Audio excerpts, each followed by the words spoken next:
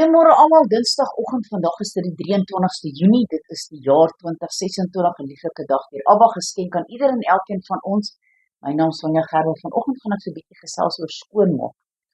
Kyk, as ons huis skoonmaak, en ons is haastig, en ons ander goeders wat jy graag wil doen, dan maak jy sommer net gou-gou hier voorlangs en bolangs skoon, en rammel dit net gou-gou, dit lyk so mooi. Maar eintlik hier onderlands weet jy vir 'n feit in jou hart dat hierdie was nou nie 'n goeie skoonmaaksessie nie. Jy het 'n behoorlike skoonmaaksessie nodig. Nou baie geestelike leiers en konings het die tempel van God besoedel met hulle afgodediens en hulle het die apparate wat gebruik was in die tempel van die Here het hulle besoedel en hulle het dit gebruik vir hulle gode en dan het hulle rook laat opgaan na die hemel toe wat nie vir God aanneemlik was nie.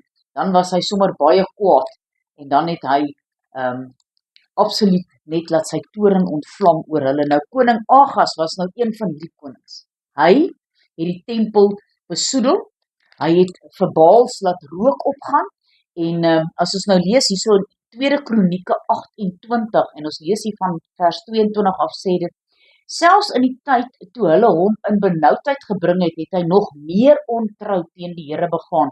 Dieselfde koning Agas, hy het offers aan die gode van Damaskus wat hom verslaan het en hy het gedink, die gode van die konings van Aram, help hulle en ek sal aan hulle offer dat hulle my kan help, maar juis hulle het hom en die hele Israel tot 'n val gebring. En Agas het die gereedskap van die huis van God byeengebring en die gereedskap van die huis van God stikkend geslaan en die deure van die huis van die Here toegesluit en vir hom altare gemaak op elke hoek in Jerusalem. Ook het hy in elke stad van Juda hoogtes opgerig om vir ander gode offerrook te laat opgaan en die Here die God van sy vaders geterg en sy verdere geskiedenis is opgeteken in die woord en toe hy ontslaap het hulle hom nie eers vir die konings begrawe nie, want ek dink nie hulle het hom geag as 'n koning nie. Toe kom sy seun Jehizkia, hy was 25 jaar oud en hy het koning geword en hy het in Jerusalem geregeer vir 29 jaar en die naam van sy moeder was Abia. Sien, as die ma die Here ken, dan leer sy die kinders om die Here te ken. Die dogter van Sagaria, en hy het gedoen wat reg was in die oë van die Here, net soos wat sy vader Dawid gedoen het. En hy het in die eerste jaar van sy regering, in die eerste maand, die deure van die huis van die Here oopgemaak en hy het dit herstel. En hy het die priesters en die leviete laat naderkom en gesê, hulle moet versamel word op die Oosplein. En hy het vir hulle gesê, luister na my, leviete, heilig julle nou en heilig die huis van die Here, die God van julle vaders en bring die onreinheid uit die heiligdom uit, want ons vaders het ontrou gehandel en gedoen wat verkeerd was in die oë van die Here onze God, en hulle het hom verlaat en hulle aangesig van die tabernakel van die Here afgewend en dit die rug toegekeer. Dit het hulle 8 dae gevat om die tempel te reinig, hulle het hom van bo tot onder gereinig en alle onreinhede daar uitgehaal, en dan as ons gaan kyk vanaf vers 26, en hy het die leviete opgestel by die huis van die Here met simbale, met harpe en sieters, volgens die gebod van Dawid en van Gad, die siener van die koning en van die profeet Nathan, want die Here het dit so beveel deur die dienste van die profete.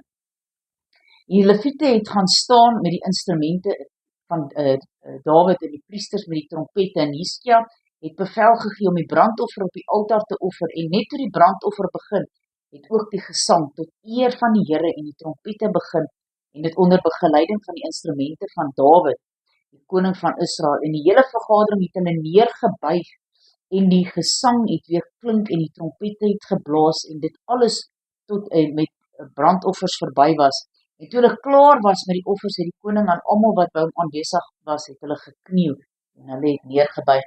Net so moet ons ook ons tempel reinig, want die Heilige Gees leef in ons. Is daar iets miskien in jou tempel wat nie daar hoort nie, reinig dit, maak dit skoon, sodat ons heilig voor die Here kan wees. Almagtige God en Hemelse Vader, Here, baie dankie dat ons vandag ook so 'n bietjie kan huis skoonmaak. Here, wys vir ons, as daar dinge is wat in ons mondering is, wat U nie behaag nie, sodat ons ontslae kan raak daarvan. Ons kan skoon en rein en eerbaar voor U wees. Here, heilig elkeen in hierdie dag. Here, wees met elkeen. Seën hulle in hierdie dag, is my gebed in Jesus naam en ek eer U daarvoor. Halleluja, amen.